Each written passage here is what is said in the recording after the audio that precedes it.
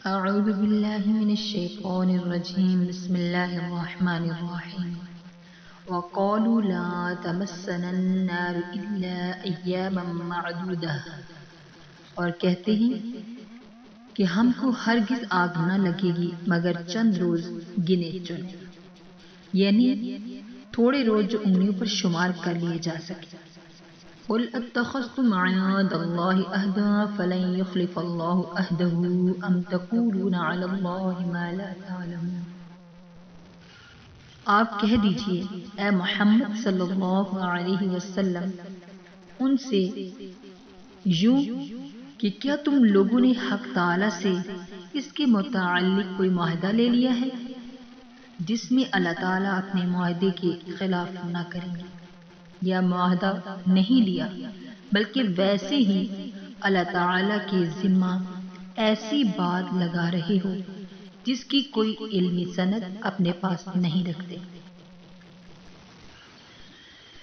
اس آیت کے اندر بتایا جا رہا ہے کہ یہود کے اس قول کی مفسرین نے مختلف تقریریں کی ہیں۔ من جملہ اس کے یہ ہے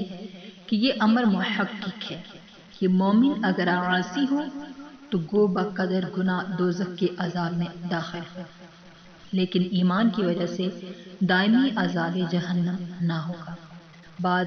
چند نجات ہو جائے گی، یعنی کچھ دنوں کے بعد ان کو نجات مل جائے گی۔ بس یہود کے دعوے کا حاصل یہ تھا کہ چونکہ ان کے بزعم دین موسوی منسوخ نہیں ہے لہٰذا وہ مومن ہیں، انکار نبوت حضرت عیسیٰ علیہ السلام اور جناب حضور مقبول صلی اللہ علیہ وسلم سے کافر نہیں ہوئے۔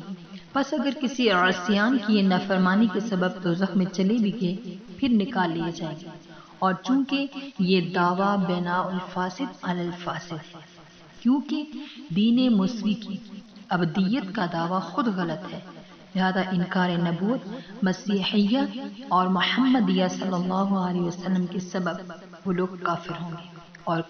کفار کے لیے بعد چند دوزخ سے نجات پا جانا کسی بھی آسمانی کتاب میں نہیں، جس کو اللہ تعالیٰ نے عہد سے تعبیر فرمایا، بس ثابت ہوا کہ دعویٰ بلا دلیل بلکہ خلاف دلیل ہے۔